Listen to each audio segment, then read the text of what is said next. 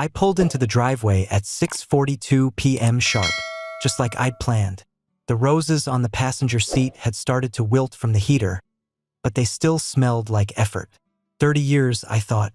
3 damn decades. I'd closed the Macmillan security upgrade early, grabbed a bottle of her favorite wine, Pinot Noir from that overpriced vineyard upstate, and I even wore the watch she gave me on our 10th. The plan was simple. Walk in, surprise her, maybe laugh about how I hadn't forgotten this time, maybe even talk about resetting things. God knows we'd drifted, but I was still trying. But then I saw it. A silver Lexus parked crooked in the driveway. I didn't recognize it. That car didn't belong here. No dealer plates, no bumper stickers, just clean and smug like it had somewhere better to be. My heart didn't drop. It hardened, froze. 30 years had taught me how to feel slow, how to hold it in. I killed the engine, sat for a minute, watched the upstairs light flicker behind the curtain. Voices, not loud, but clear enough. A laugh that didn't belong to me. Clara's bedroom window. I didn't rush. I left the roses on the seat, quietly walked up the path, used my key, and stepped inside like I owned the place. Because I did. The house smelled like vanilla and sandalwood, her idea of cozy. The smell turned my stomach now.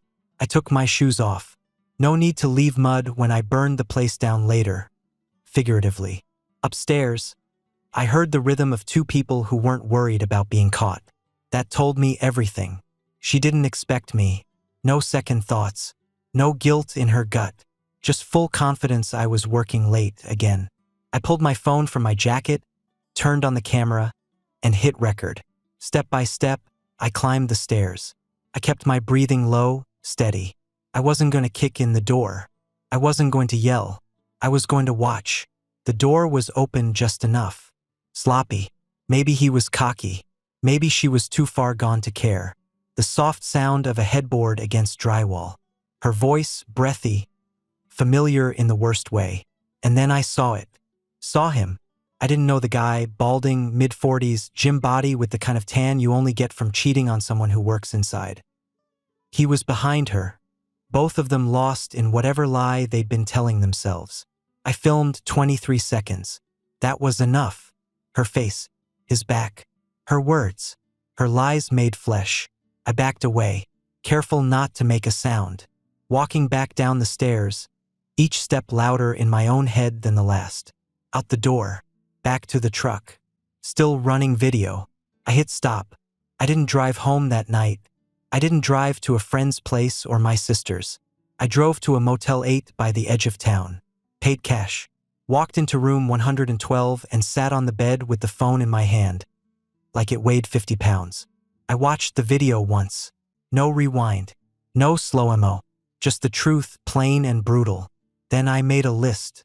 Not a list of names, not a kill list. This wasn't a movie. I made a plan. A real one. Clara wasn't going to get screamed at. She was going to get erased. I opened a fresh document on my laptop and titled it Divorce Operations. Under it, finances, legal prep, asset control, public exposure, custody over the narrative. I wasn't going to be the sad, broken husband. I was going to be the man who left her gasping for the life she threw away. By 10:45, I changed my banking passwords, set up an emergency meeting with Maya Fields, my lawyer and longtime friend, and blocked Clara's number. I didn't text. I didn't call. I left her to wake up in her lie, wondering when I'd show up again. She could wonder all she wanted.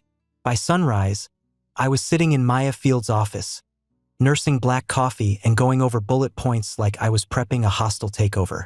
Maya was dressed in her usual navy blue suit. Crisp, sharp, no frills. Just like her reputation. We'd known each other since back when she drafted the employee agreements for my company. She'd once told me she liked working with me because I didn't blink. I blinked now, but not in front of her. I caught her. In our bed, I said flatly. She nodded once. No sympathy, no overreaction. That's why I came to her. Video? She asked. I slid the phone across the desk and said, 23 seconds. You'll want to back it up legally. She didn't touch it. Send it to me through the encrypted client portal. But yeah, this changes things. We laid everything out. The house, my company, retirement accounts, vehicles, her spending habits, the prenup she had insisted on skipping back then, because she trusted me. Maya smiled at that part. The woman had no idea how deep that mistake would cost her. She cheats, you keep 95% of the marital assets. Maya reminded me. Clause 14b. You added it 5 years ago, remember? I remembered. She had cheated emotionally back then, nothing physical, supposedly. But it was enough to scare me into a legal safety net. Maya leaned forward. You want a clean break? No, I said. I want her to feel it. Not rage. Just consequence. All right, we'll start with money. First, liquid accounts. Shut them down today. Open new ones in your name only. You'll need a new financial silo. Then credit cards. Pull your name off anything she touches. Mortgage? You stay. She leaves. She won't go easy. She won't have a choice. I made calls all afternoon. The accountant, the bank, the IT firm that handled my cybersecurity. I doubled security protocols, changed passwords, and moved critical client files into off-site encrypted backups. Clara had never cared about my business, but she'd damn well not weaponize it now. Then I called the locksmith, told them I needed every lock changed by 6 p.m. The last thing I did was call a delivery service. That night, a bouquet of 15 black roses was delivered to Clara's office at Hamilton and Pike Insurance. The note read, 30 years, 15 good ones. Consider these the funeral flowers. Petty? Maybe, but not impulsive. I needed her to know I wasn't just gone. I was finished. I timed it perfectly. The locksmith pulled away just as I rolled her luggage down the front steps and left them beside the mailbox. Her designer clothes, the shoes she used to walk into that motel life she'd chosen. Everything she might want, minus the jewelry I paid for. That stayed with me. I didn't scream. I didn't leave notes on the mirror or smash framed wedding photos. I cleaned the kitchen, took out the trash, turned on the security cameras, upgraded ones, and placed a motion alert inside the garage. Then I poured a glass of whiskey, sat on the porch, and waited. At 8:14 p.m., her car screeched into the driveway.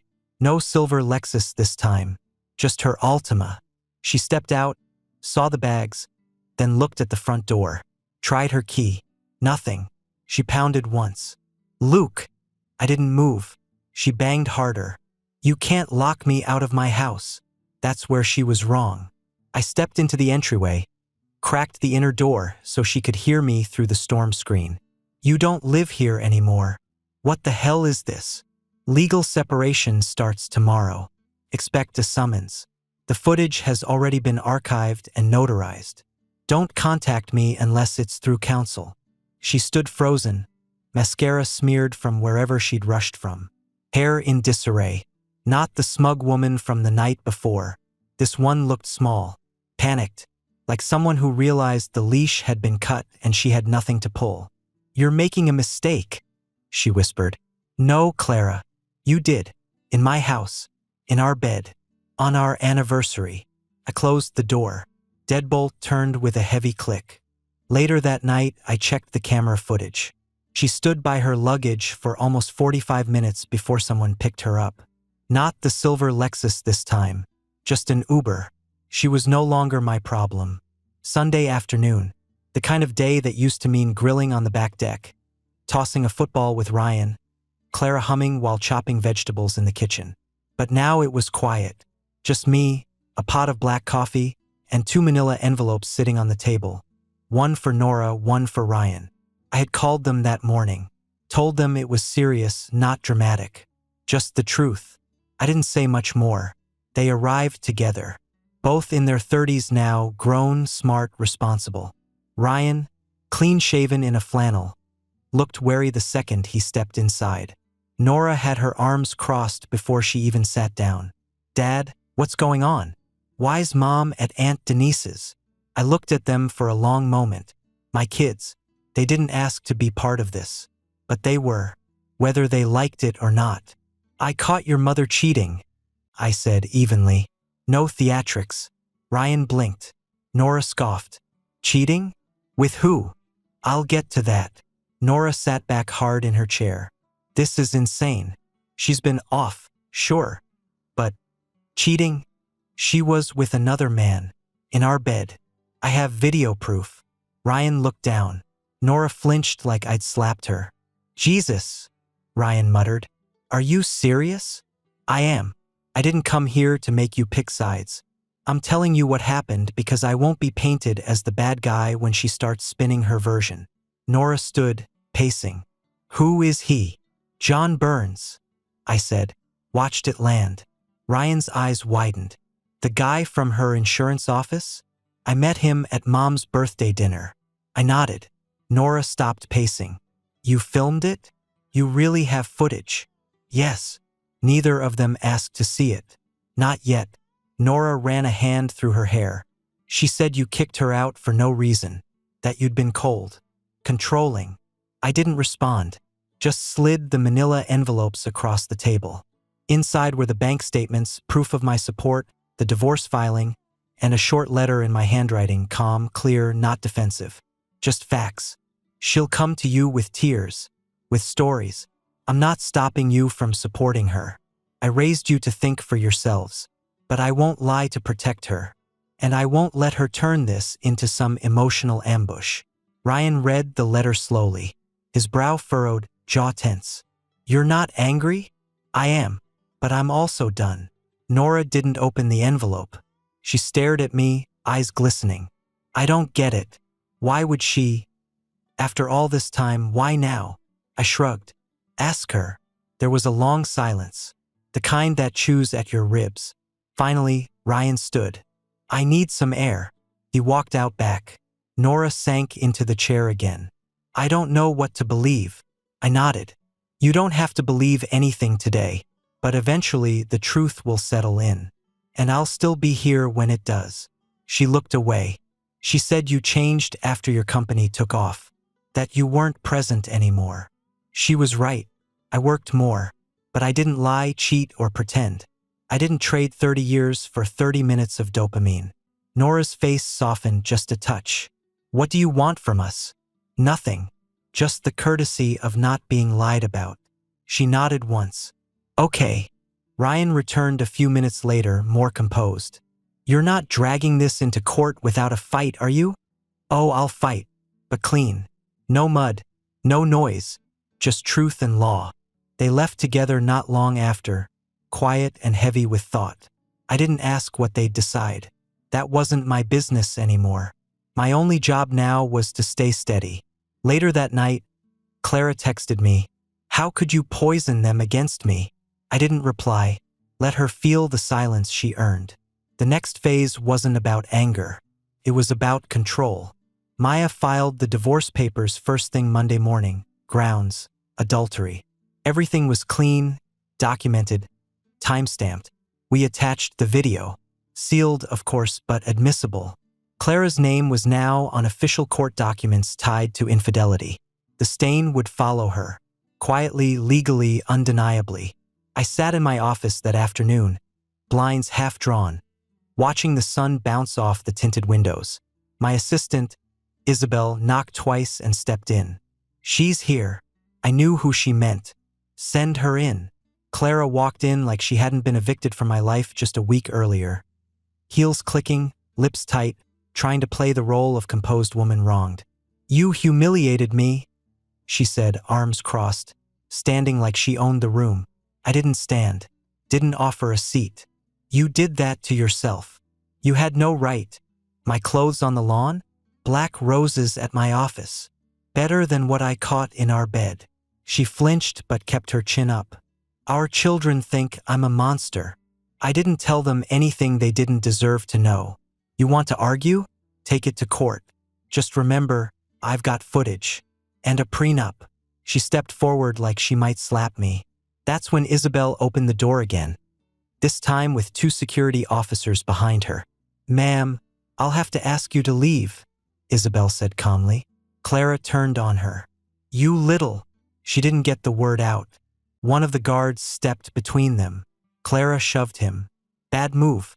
Within 5 minutes, she was in a cruiser, charged with misdemeanor battery and trespassing. She'd slapped my employee on camera in my office. Maya filed the restraining order that same afternoon. I didn't celebrate. I went back to work. There were quarterly reviews to approve and a hiring round for cybersecurity analysts to finish. But that night, I made a different call. One I'd been sitting on for days.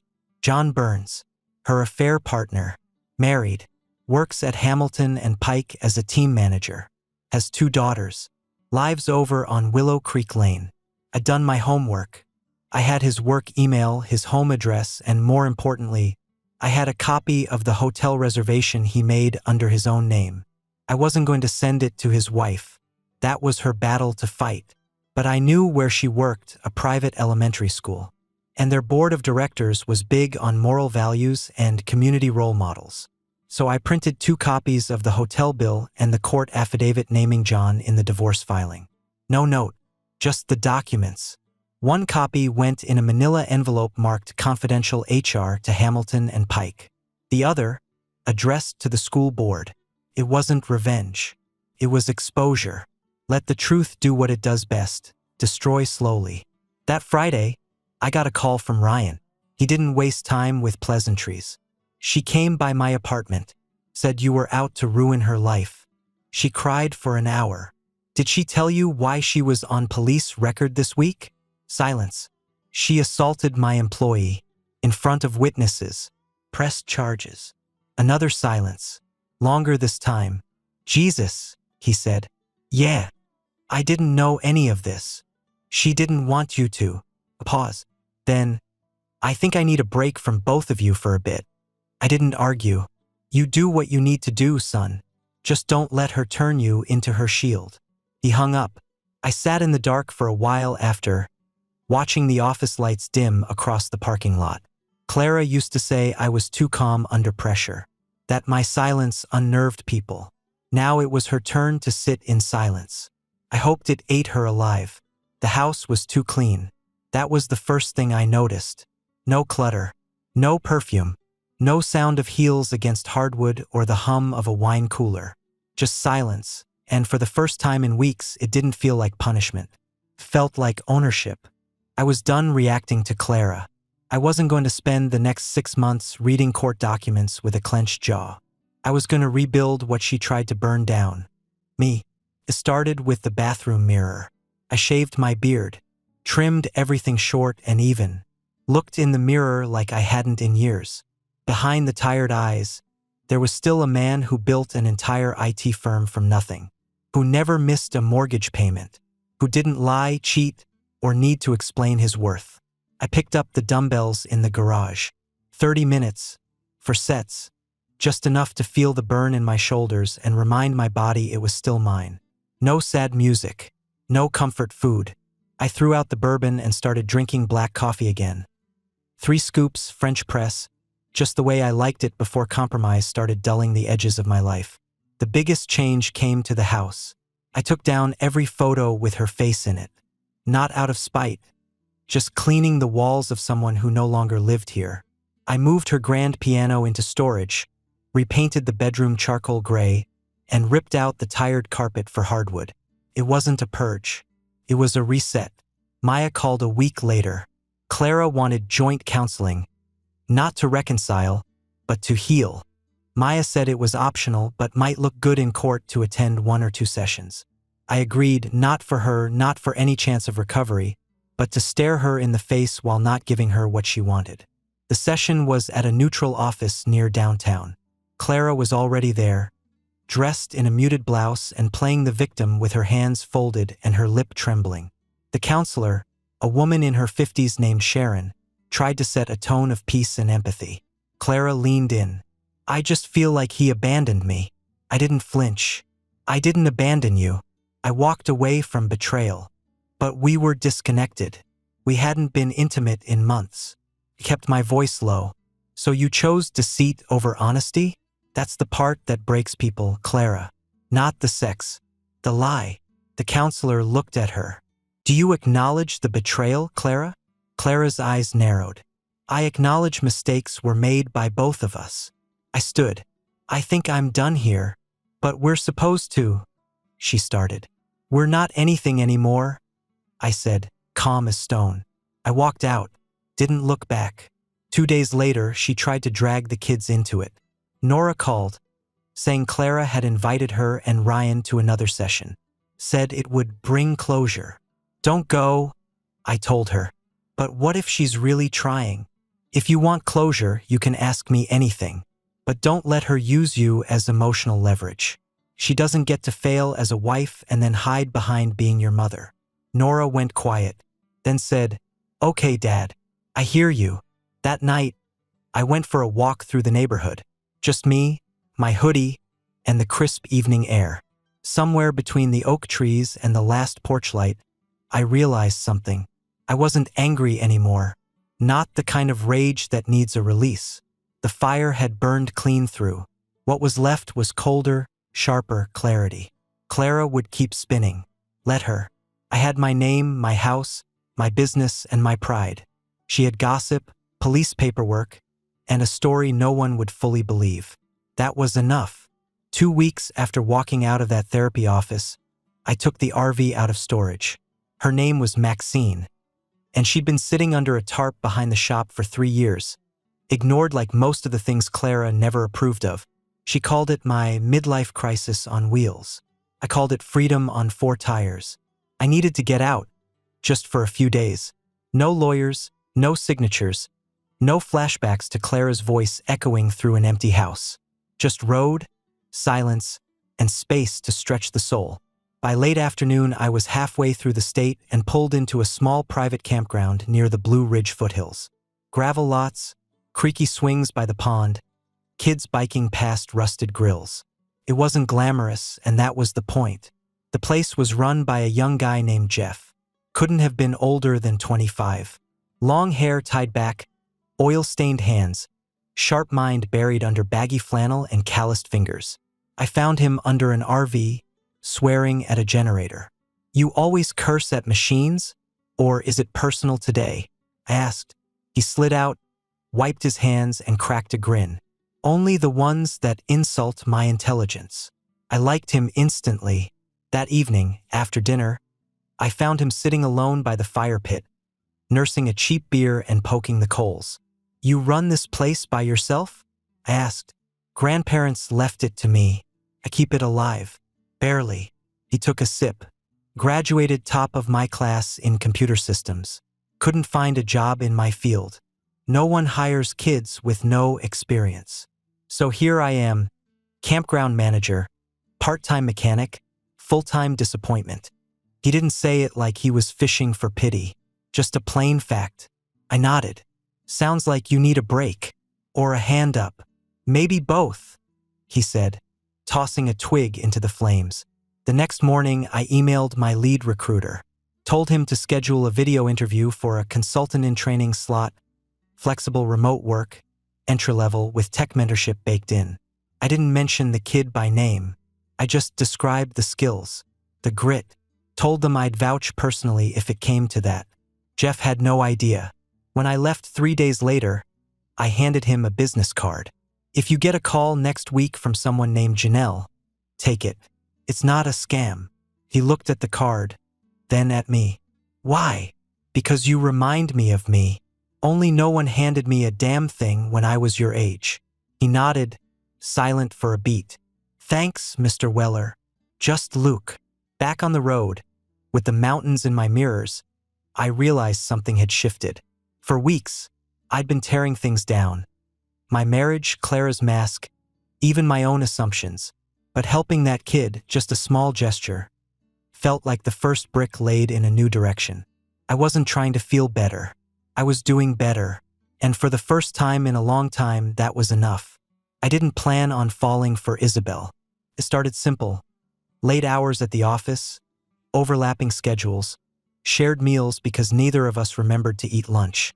She'd been with my company 6 years, sharp as a tack and unflinching when things got chaotic. She'd seen the fallout firsthand, watched Clara walk into my office like a storm and walk out with police lights chasing her. But Isabel never treated me like a wounded man. She asked for deliverables, challenged my decisions, and called out mistakes without flinching. that mattered more than any kind of flirtation. After the trip, I brought her back a small carved bear from a roadside gift shop. Dumb thing, barely $5. I handed it to her on a Monday morning with a grunt and a coffee. She smiled like I'd handed her diamonds. "This little guy angry?" she asked. "He's focused," I replied. 2 weeks later, she invited me to her birthday dinner. Just a few people. Low-key. Her daughters were there. College-age, smart, not impressed by money or titles. We grilled steaks, drank bourbon by the fire pit, and talked about dumb movies and bad bosses. For the first time in years, I didn't feel like I had to explain who I was. I could just be. It hit me a week later while cleaning out the garage. I didn't miss Clara. Not even the best parts. They weren't real anymore. What I missed was companionship. Laughter that wasn't layered in guilt. Touch that didn't feel like a transaction. With Isabel, none of it was forced. It just fits. On my birthday, she surprised me. Came into my office with a homemade cake and a smirk. "You hate parties, so I brought the party to you." She lit one candle. Just one. I laughed. "What's the wish?" she asked. I didn't answer. I just looked at her. That night, in the quiet of my living room, I pulled out the ring I'd tucked away 2 years ago. The one Clara never knew I bought. Thinking maybe we'd renew our vows when things got better. But it wasn't hers anymore. 2 weeks later, I invited everyone. My kids, her girls, a few close friends, to a Saturday dinner at the house. Cooked everything myself. No caterers, no show. After dessert, I cleared my throat, stood up, and looked across the table at Isabel. "You know I don't say things I don't mean. So here's the truth. I don't want to spend another birthday without you." She blinked, smiled. "Luke." I got down on one knee, pulled out a new ring. "Will you build a real life with me? Not perfect, not polished, just ours." She didn't hesitate. "Yes." The girls cheered. Ryan stood and hugged me without a word. Nora wiped her eyes. There were no fireworks, no dramatic speeches. Just a simple moment between two people who had both seen enough broken things to finally recognize something solid. And somewhere in the back of my mind, the last image of Clara flickered like an old slide projector and vanished. We didn't need a church, or a country club, or a crowd of people we barely remembered. We just needed a backyard, some folding chairs, a borrowed sound system, and the people who mattered. I wore a dark blue suit. Isabel wore a simple dress, soft ivory, her daughters flanking her like quiet sentinels. Ryan stood beside me as best man, his hand on my shoulder right before the music started. "You sure about this, old man?" he asked with a grin. "Never been more sure of anything in my life," I said. The sun was low, casting that golden wash over the garden Clara used to ignore. I planted new things in the beds, real things. Lettuce, rosemary, even tomatoes. Life with roots. Nora read the vows we'd written. Neither Isabel nor I wanted a stranger speaking for us. She barely made it through the last line before her voice cracked. "And when the storms come, may you both remember, it was never about shelter. It was always about who you were standing beside." We said "I do" under a wood arch Jeff had built, crafted from scrap lumber and welded braces, ugly as sin but solid as hell. Afterward, we ate brisket and cornbread off paper plates. Isabel laughed so hard at one point she nearly spilled sweet tea on my lap. I didn't care.